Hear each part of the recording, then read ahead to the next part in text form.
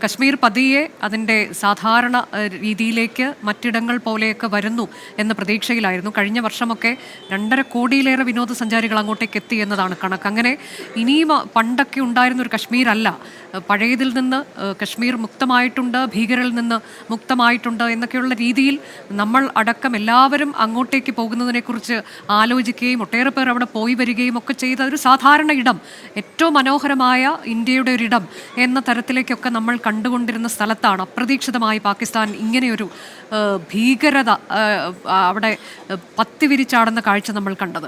അപ്പോൾ ഇത് തീർച്ചയായും ഇതിന് തിരിച്ചടി നൽകും എന്ന് ഇന്നലെ പ്രധാനമന്ത്രി പറഞ്ഞു കഴിഞ്ഞു. സങ്കല്പിക്കാൻ കഴിയുന്നതിനും അപ്പുറത്തേക്കുള്ള തിരിച്ചടിയാകും ഇന്ത്യ നൽകാൻ പോകുന്നത് എന്നതാണ് പ്രധാനമന്ത്രി പറഞ്ഞിട്ടുള്ളത്. അത് ഏത് തരത്തിലേക്കാകുമെന്നത് നമുക്കറിയില്ല. ഡിപ്ലോമാറ്റിക് സർജിക്കൽ സ്ട്രൈക്ക് എന്നുള്ളത് നമ്മൾ ഇതിനോടകം തന്നെ കൈക്കൊണ്ട് കഴിഞ്ഞു. ഇനി എന്താണ് ചെയ്യാൻ പോകുന്നത്? ഒരുപക്ഷെ ഈ ഭീകരരെ അവർ ഉള്ള ഇടങ്ങളിൽ തന്നെ ചെന്ന് അവിടെ വേരറുത്ത് കളയുക എന്നതിലേക്ക് പക്വതയോടെയുള്ള സമീപനം, അതല്ലേ നമ്മൾ കരുതേണ്ടത്, പ്രതീക്ഷിക്കേണ്ടത്? അനുജ, പാക് അധീന കശ്മീരിലെ ഭീകര ക്യാമ്പുകളിൽ ആക്രമണം നടത്തുകയായിരുന്നു ഇന്ത്യ. കഴിഞ്ഞ 2 തവണയും ഭീകരാക്രമണത്തിൻ്റെ സമയത്ത് അതിന് മറുപടി നൽകിയത്. ഉറി ഭീകരാക്രമണം നടന്നപ്പോൾ POKയിലെ സർജിക്കൽ സ്ട്രൈക്ക്, പിന്നീട് ബാലാക്കോട്ടിൽ, പുൽവാമയ്ക്ക് ബാലാക്കോട്ടിൽ നൽകിയ മറുപടി, ഈ 2 സമയത്തും ഇന്ത്യ നൽകിയത്. അതിനുശേഷം ഈ ആക്രമണത്തിന് ശേഷം പിന്നീട് ഉചിതമായ സമയത്ത് സേനകൾ ഉചിതമായ തീരുമാനമെടുക്കുകയും അതിന് രാഷ്ട്രീയ നേതൃത്വം പിന്തുണ നൽകുകയും അതിന് അനുമതി നൽകുകയും ചെയ്യുന്ന കാഴ്ചയാണ് നമ്മൾ കണ്ടത്. സമാന സാഹചര്യം തന്നെയാണ് ഇപ്പോഴും ഉള്ളത്. പാകിസ്ഥാൻ അത് ഭയക്കുന്നുണ്ട്. കാരണം ഏറ്റവും ഒടുവിൽ വരുന്ന റിപ്പോർട്ടുകൾ ജെയ്ഷെ മുഹമ്മദിൻ്റെ, ലഷ്കറിൻ്റെയും ഒക്കെ POKയിലെ ക്യാമ്പുകൾ പാകിസ്ഥാൻ സേന തന്നെ ഒഴിപ്പിക്കുന്നു. അവരുടെ ഭീകര ക്യാമ്പുകൾ പാകിസ്ഥാൻ സേന തന്നെ ഒഴിപ്പിക്കുന്നു. അവിടുത്തെ ഭീകര കമാൻഡർമാരെ, അതായത് ജെയ്ഷെ മുഹമ്മദിൻ്റെയൊക്കെ കമാൻഡർമാരെ സൈനിക വിമാനത്തിൽ സുരക്ഷിത കേന്ദ്രങ്ങളിലേക്ക് പാകിസ്ഥാൻ തന്നെ മാറ്റുന്നു എന്നാണ് ഇന്ത്യൻ ഏജൻസികൾക്ക് ലഭിച്ചിരിക്കുന്ന വിവരം. അതുപോലെ ചെനാബ് റെജിമെൻറ്റിലെ കൂടുതൽ പട്ടാളക്കാരെ ഈ മേഖലകളിലേക്ക്, അതിർത്തിയിൽ വിന്യസിക്കുകയാണ്. ആ നിലയിൽ പാകിസ്ഥാൻ അതിർത്തിയിൽ നടക്കുന്ന നീക്കങ്ങൾ അവർ ഇന്ത്യയുടെ നീക്കങ്ങളെ ഭയന്ന് തന്നെയാണ്, അത് വ്യക്തവുമാണ്. ആ നീക്കങ്ങൾ എപ്പോൾ വേണമെങ്കിലും ഉണ്ടാകാം, ഇന്ത്യയുടെ ഭാഗത്തുനിന്നുണ്ടാകാം എന്നവർ കരുതുന്നു. ഒരു യുദ്ധത്തിന് തയ്യാറാണെന്നൊക്കെ പാകിസ്ഥാൻ പ്രതിരോധ മന്ത്രി വീരവാദം മുഴക്കുകയും ഒക്കെ ചെയ്യുന്നത് നമ്മൾ ഈ ഘട്ടത്തിൽ കാണുകയും ചെയ്യുന്നുണ്ട്. പക്ഷേ ഇങ്ങനെയൊക്കെ പറയുമ്പോഴും ഒരു ഫുൾ ഫ്ലഡ്ജ്ഡ് വാറിലേക്ക് പോകാൻ ഇന്ത്യ പാകിസ്ഥാൻ സംഘർഷം അങ്ങനെ പോകുന്നത് തടയാൻ ലോകരാഷ്ട്രങ്ങളുടെ ഒക്കെ ഇടപെടൽ ഉണ്ടാകുന്നുണ്ട്. യഥാർത്ഥത്തിൽ പാകിസ്ഥാൻ നടത്തുന്ന നിഴൽ യുദ്ധങ്ങളെപ്പറ്റി ലോകത്തിന് ബോധ്യമുണ്ട്. നയതന്ത്ര വഴികളിലൂടെ ഇന്ത്യ അത് ലോകത്തെ ബോധ്യപ്പെടുത്തിയിട്ടുണ്ട്. എല്ലാ രാജ്യങ്ങളും ഇക്കാര്യത്തിൽ പാകിസ്ഥാൻ നടത്തുന്ന നീക്കങ്ങൾക്കെതിരെ രംഗത്ത് വരികയും സ്വയം പ്രതിരോധിക്കാനുള്ള ഇന്ത്യയുടെ അവകാശം പൂർണ്ണമായി അംഗീകരിക്കുകയും ചെയ്യുന്നുണ്ട് എന്ന് പറയുകയും ചെയ്യുന്നുണ്ട്. അത് നമ്മൾ ഈ ദിവസങ്ങളിൽ കണ്ടതാണ്. പ്രധാനപ്പെട്ട വൻ ശക്തികളൊക്കെ ഇന്ത്യക്കൊപ്പമാണ് ഇക്കാര്യത്തിൽ എന്ന് അവർ അറിയിക്കുകയും ചെയ്യുന്നുണ്ട്.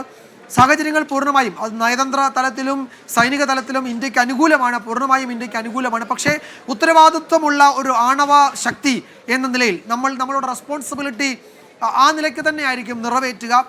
ലോകസമാധാനത്തിന് വേണ്ടി എക്കാലത്തും നിലകൊണ്ട ഒരു രാജ്യമാണ് India. No first use of nuclear weapon എന്നത് ഇന്ത്യയുടെ പ്രഖ്യാപിത നിലപാട് കൂടിയാണ്. അതുകൊണ്ട് അത്രയും വലിയ പ്രഖ്യാപനങ്ങൾ ലോകസമാധാനത്തിന് വേണ്ടി കൈക്കൊണ്ടിട്ടുള്ള ഒരു രാഷ്ട്രമാണ്. പക്ഷേ സമാധാനം എന്നത് നമ്മളെ സംബന്ധിച്ചിടത്തോളം അത് നമ്മളുടെ സ്വയരക്ഷയ്ക്ക് ഉതകുന്ന തരത്തിലാണ് നമ്മളത് ഉപയോഗിക്കുകയും ചെയ്യുന്നത്. അതേതെങ്കിലും തരത്തിൽ നമ്മളെ പ്രതിരോധത്തിന് പ്രേരിപ്പിക്കാതിരിക്കുന്നുമില്ല, അതിൽ നിന്ന് പിന്നോട്ടടിക്കുകയും ചെയ്യുന്നില്ല. പക്ഷേ വളരെ ഉത്തരവാദിത്വമുള്ള ഒരു വൻ ശക്തി, അത് സൈനിക തലത്തിലും സാമ്പത്തിക തലത്തിലുമൊക്കെ ആ നിലയിൽ തന്നെയാണ് ഇന്ത്യ നമ്മളെ ലോകം കാണുകയും ചെയ്യുന്നത്.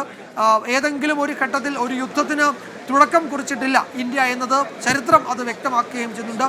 കാർഗിലിൻ്റെ സമയത്ത് ഒരു യുദ്ധത്തിലേക്ക് കാര്യങ്ങൾ വഴുതി നീങ്ങുന്ന ഘട്ടത്തിലും അന്ന് ഇന്ത്യയുടെ ഭരണ നേതൃത്വം അതൊരു ഫുൾ ഫ്ലഡ്ജ്ഡ് വാർ ആകാതെ നോക്കണം, ഒരു ലിമിറ്റഡ് മിലിറ്ററി ഓപ്പറേഷൻ എന്നാണ് സൈനിക തലത്തിൽ അതിനെ വിശേഷിപ്പിക്കുകയും ചെയ്തത്. ആ നിലയിൽ ഒരു ലിമിറ്റഡ് മിലിറ്ററി ഓപ്പറേഷനിലൂടെയാണ് കാർഗിൽ നമ്മൾ തിരിച്ചുപിടിച്ചത്. അന്ന് അമ്പെ പരാജയപ്പെട്ടതാണ് പാകിസ്ഥാൻ. നേരത്തെയുള്ള യുദ്ധങ്ങളുടെ കാര്യം പരിശോധിച്ചാലും ഇന്ത്യ വളരെ റെസ്പോൺസിബിൾ ഒരു നിലപാട്, ഒരു കരുത്തുള്ള സൈനിക നേതൃത്വവും കരുത്തുള്ള സേനയും ഉള്ളപ്പോഴും നമ്മൾ ആ ഉത്തരവാദിത്വം പൂർണ്ണമായും നിറവേറ്റിയിട്ടുണ്ട്, ലോകസമാധാനത്തിന് വേണ്ടി നിറവേറ്റിയിട്ടുണ്ട്. അതുകൊണ്ട് തിരിച്ചടി ഉണ്ടാകും, അത് എപ്പോൾ വേണമെങ്കിലും അത് പ്രതീക്ഷിക്കാം. ഭീകരരെ അവരുടെ താവളങ്ങളിലെത്തി നേരിട്ട 2-3 ഇൻസിഡന്റ് സമീപ കാലങ്ങളിൽ ഉണ്ടായിട്ടുണ്ട്. അതിന് സമാനമായതോ അല്ലെങ്കിൽ അതിനേക്കാൾ കുറെ കൂടി മൂർച്ചയേറിയതോ ആയ തിരിച്ചടി പാകിസ്ഥാൻ പ്രതീക്ഷിക്കുന്നുണ്ട്. അവരത് കരുതുകയും ചെയ്യുന്നുണ്ട്. അത് ഉചിതമായ സമയത്ത് ഉചിതമായ തീരുമാനം സൈനിക ശക്തികൾ എടുക്കുമെന്നതാണ് ഇന്ത്യയുടെ